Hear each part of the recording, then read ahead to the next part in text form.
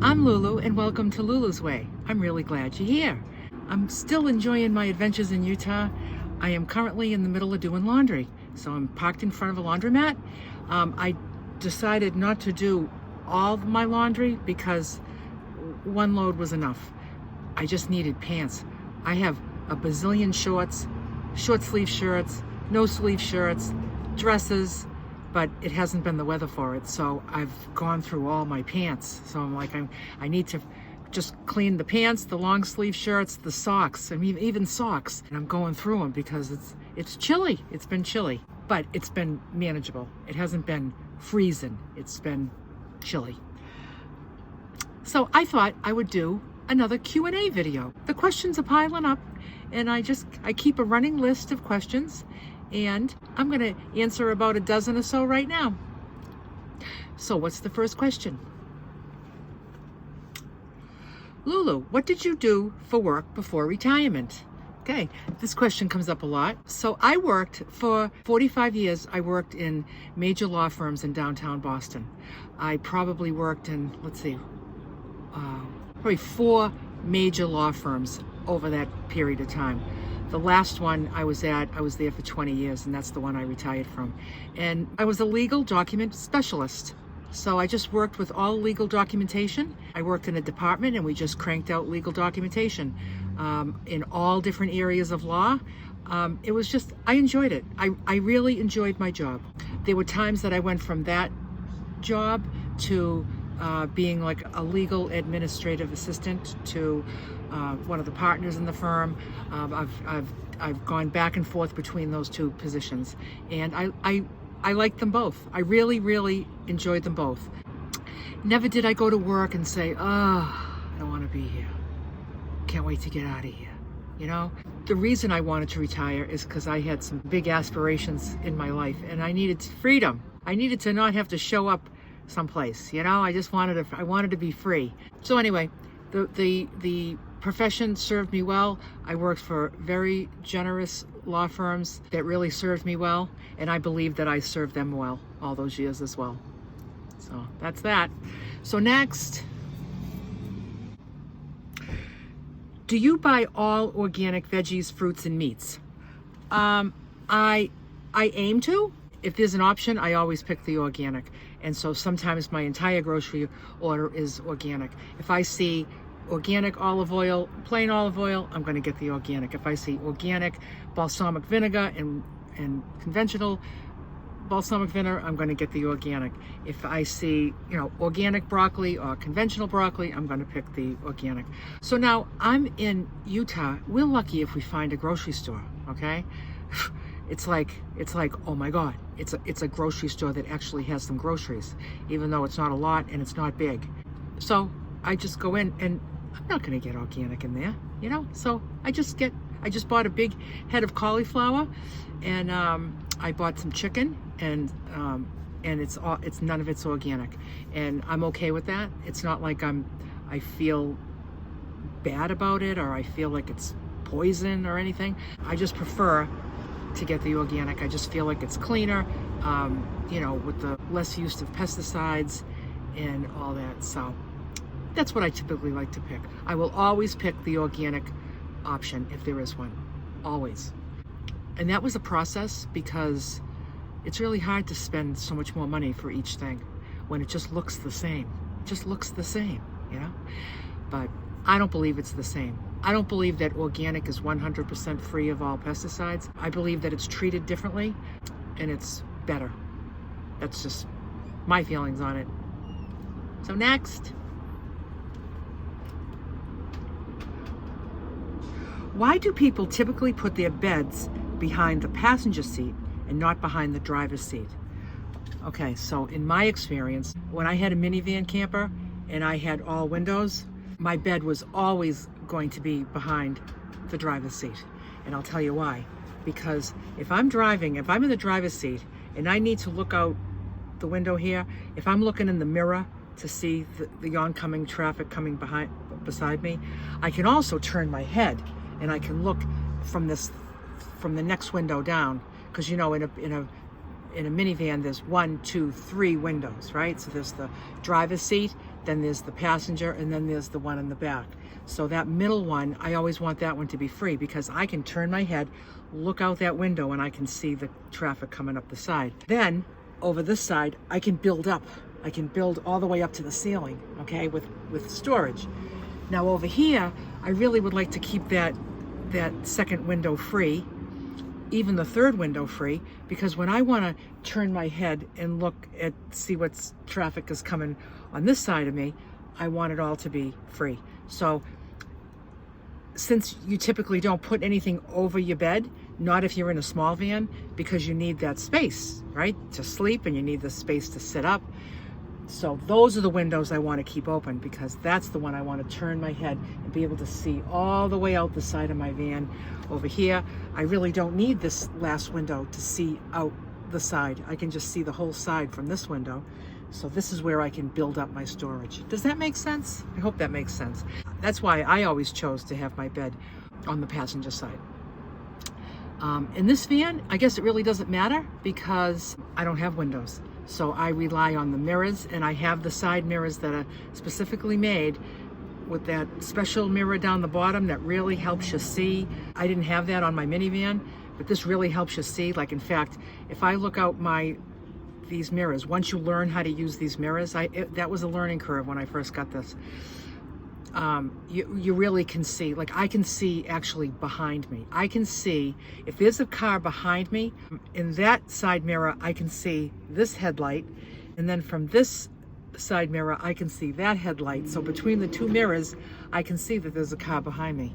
I can't see directly behind me. Well, I can with my rear view camera that I have, but it doesn't really work well during the day because of the glare. Like you can't even see. At night I can see out there, so I can see if somebody's behind me. But I basically got that rear camera for backing up. Even though it works the whole time I'm driving, I really don't use it while I'm driving. I don't look there to see what's behind me. I look in the mirrors. So that's that question. Next. Is a Japanese sweet potato the same as an Oriental sweet potato or an Asian sweet potato? In my experience, yes, it's all the same. What I do, this is how I know I'm getting the right sweet potato that I love. The Japanese white sweet potato, the Asian white sweet potato, or the Oriental white sweet potato. How I know? The skin is reddish. I scratch the skin with my finger and to make sure it's white underneath. There's times that I've been in Whole Foods and I see Japanese white sweet potatoes. It's all labeled, and I look at them and I give it a little scratch and they're like purple underneath. Nope. I've come home with the wrong ones enough times that I scratch each one.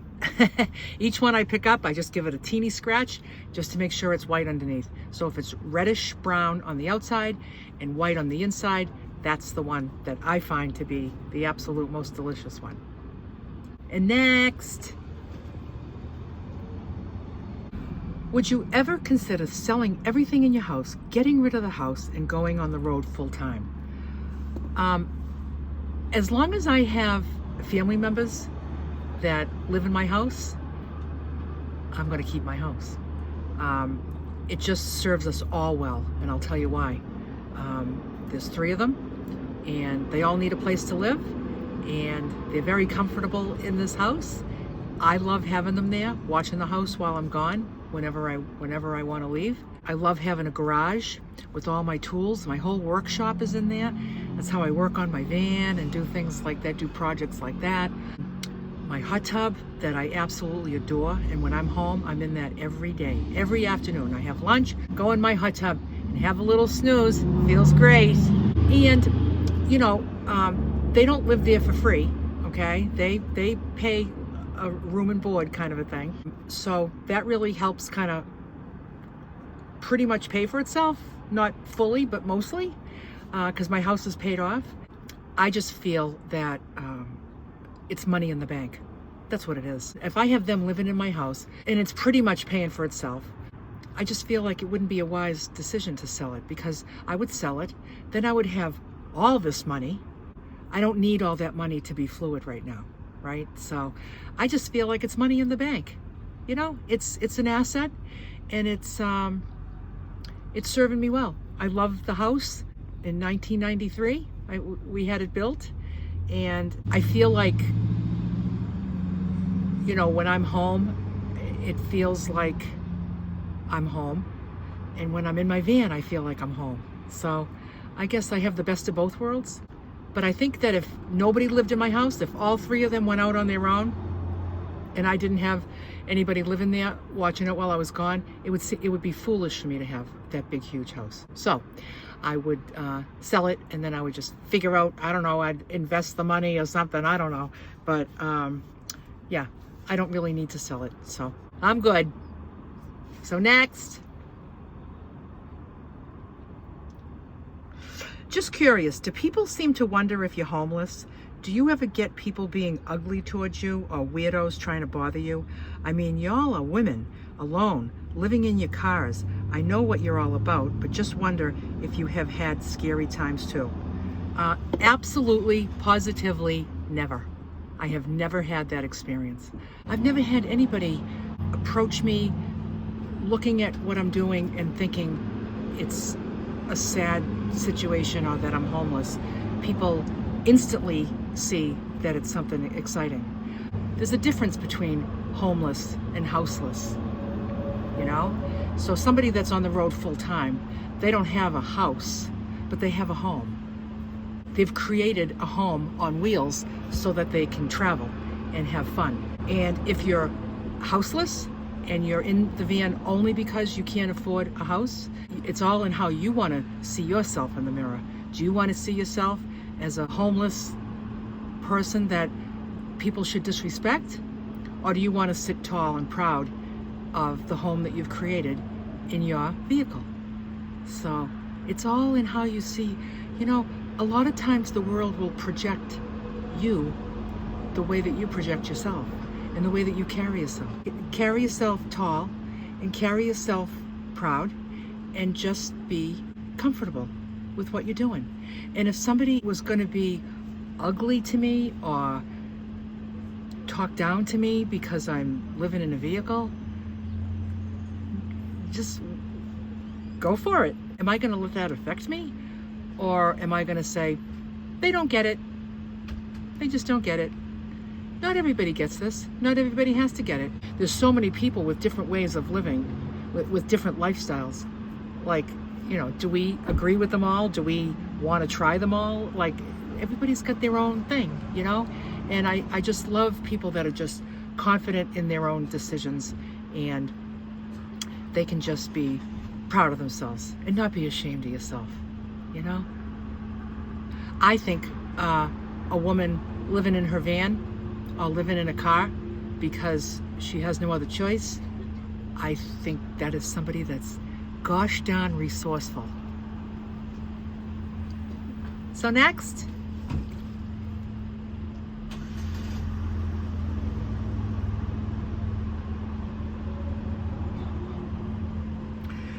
Just a quick question. Another YouTuber just posted that Cracker Barrel is no longer allowing overnight stays in their parking lot. Have you heard this? I hope they realize it's not the travelers that might be causing problems, but it's the unhoused that are not leaving. I hear bits and pieces of things. It's all just gossip, really. I'll know that Cracker Barrel is not allowing people to park anymore when I go to a Cracker Barrel and I can't park there anymore, because that hasn't happened to me. Every Cracker Barrel is filled with RVs. Walmarts are filled with RVs. I see, you know, all the places that we go to park, I still see as pretty active and accepting. So I have not experienced that. So I like to just worry about stuff when it's happening. Like, you know, there's possibility and there's probability, you know? And it's possible that Cracker Barrel might stop letting people park there. Anything is possible. Is it probable? Not really. They've been doing it for years. Why now? Why would they stop now? You know, I know, like, there's a crackdown on homelessness, but, you know, there's not like tents set up in Cracker Barrel, you know? And they can certainly ask anybody to leave. If they saw somebody that was unhoused, that looked shady, that maybe made a mess and that was there for weeks, and maybe they'd ask them to leave. But most people are just there overnight and they're leaving the next day, and are very respectful and use the trash barrels and just kind of stay in your vehicle. So I don't pay attention to any of it because rumors start, so I'll be the first to let you know if I go to a Cracker Barrel and say, oh, I've been parking at that Cracker Barrel for a long time and now you can't park there. Oh, and now this Cracker Barrel too. That's when I'll believe it. Next. Hello. Just wondering, what's that app that you use when you do your roll technique? The roll technique, the only thing I can think of is you're talking about this roll. This roll, when I go like this and I do my back stretch on this roll, and the app, I don't use an app, I just use a timer. I just tell my phone to time it. So on an iPhone, you'd say, hey Siri, right? On an Android, you say, hey Bixby, set timer for 6 minutes. I'll start your timer for 6 minutes. So that's all. It's just the clock on the phone. So that's the only app I can think of that, because when I'm doing this, the only thing I use on my phone is the timer, so I make sure I'm on that for 6 minutes. If you have an iPhone, just say, hey Siri, set timer for 6 minutes, and it will. Give it a whirl. Next.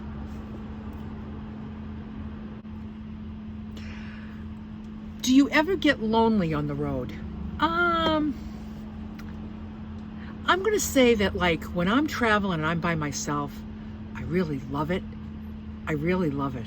Okay, so every day I'm by myself. On this journey I just had from Massachusetts to Arizona, I took like 3 weeks to get here, and I had all kinds of things to do in between. And when I would be on my way to do the next thing, like the first thing I did was I met Chris in Pennsylvania, and by the time I got to Chris, I was wanting company.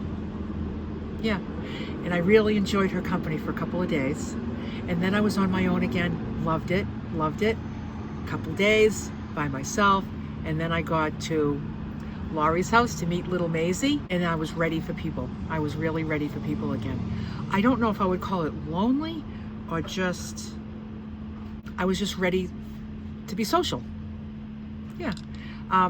So then when I left there, I went up to Ohio to meet with a couple of women, and I enjoyed my couple of days in between that.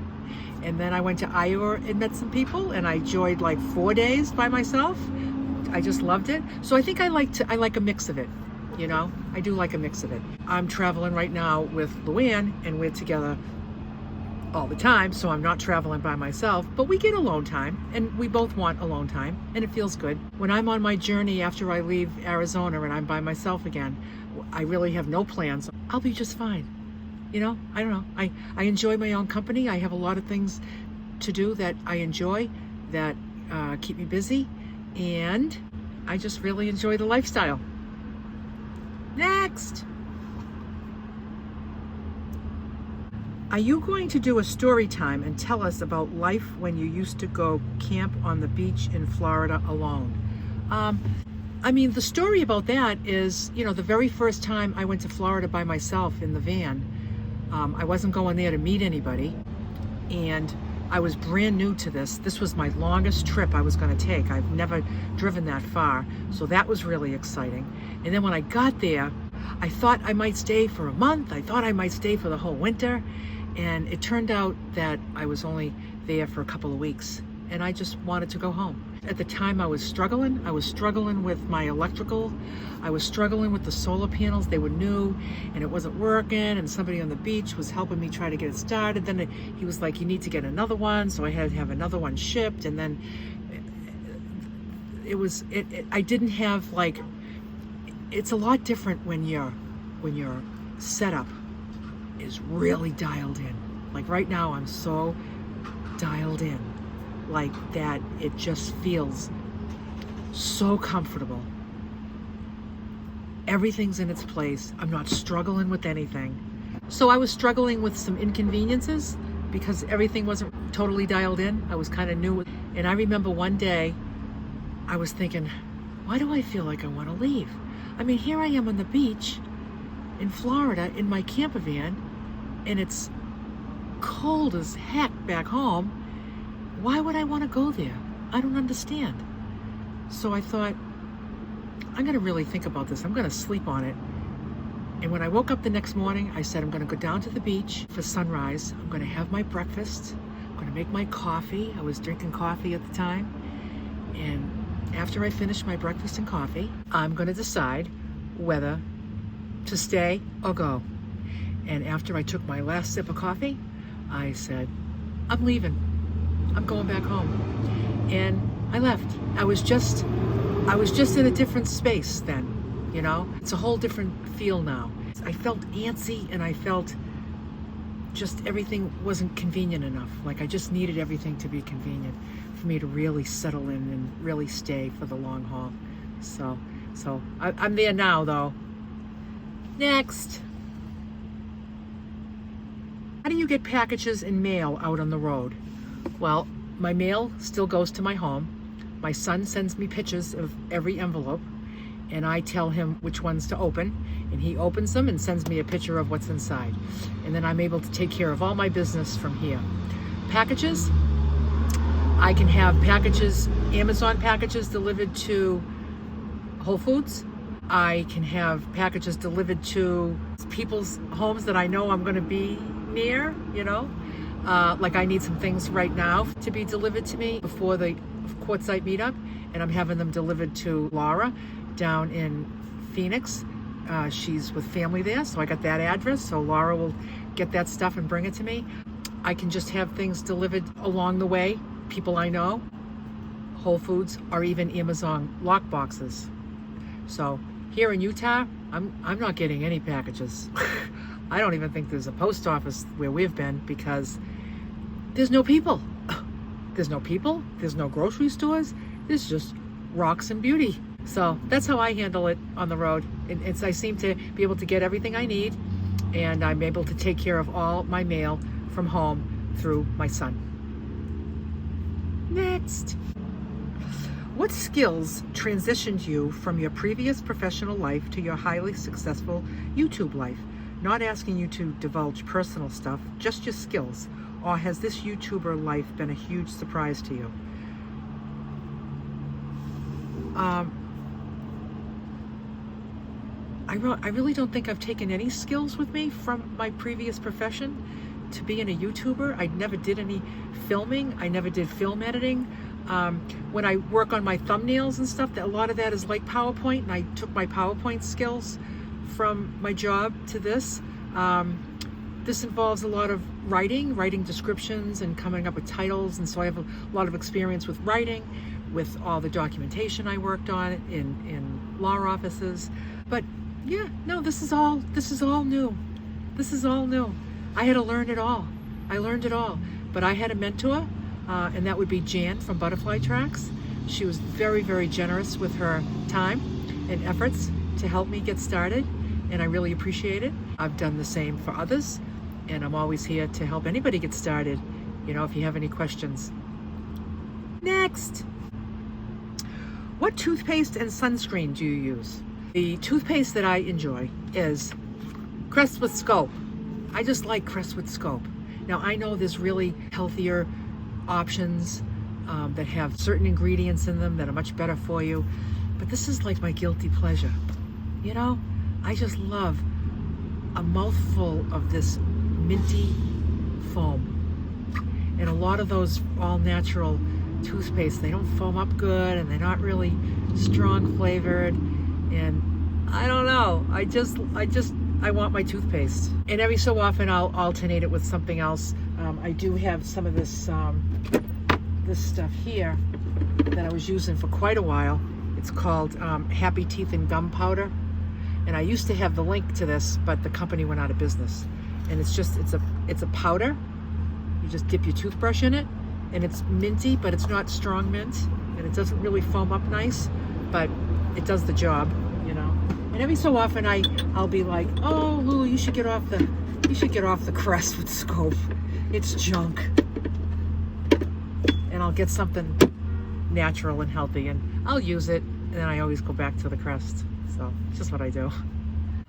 Hi, so here it is the next day. I got interrupted in the middle of my Q&A. Luann came to my van from the laundromat, then we had a little chat, and before I got to turn the camera on again, I had to go in and get my clothes out of the dryer, and then the whole day got away from me, so I said, I'll just continue it again the next day.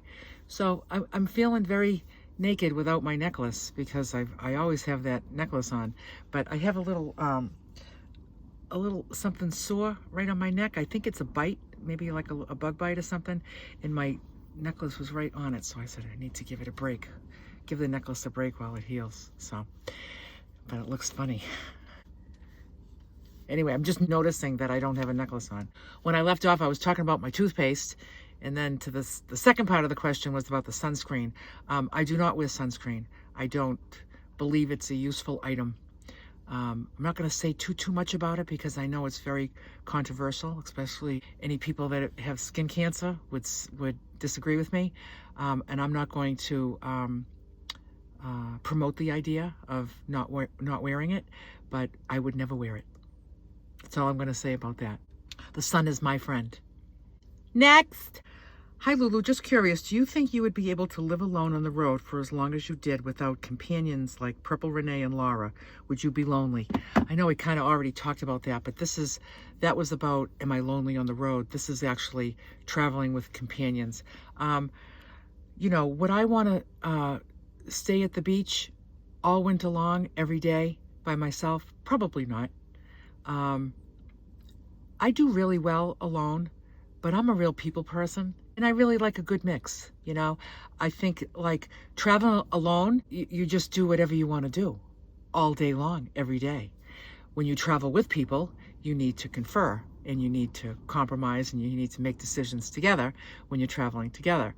So it really depends on the person. Do you really want to just do what you want to do?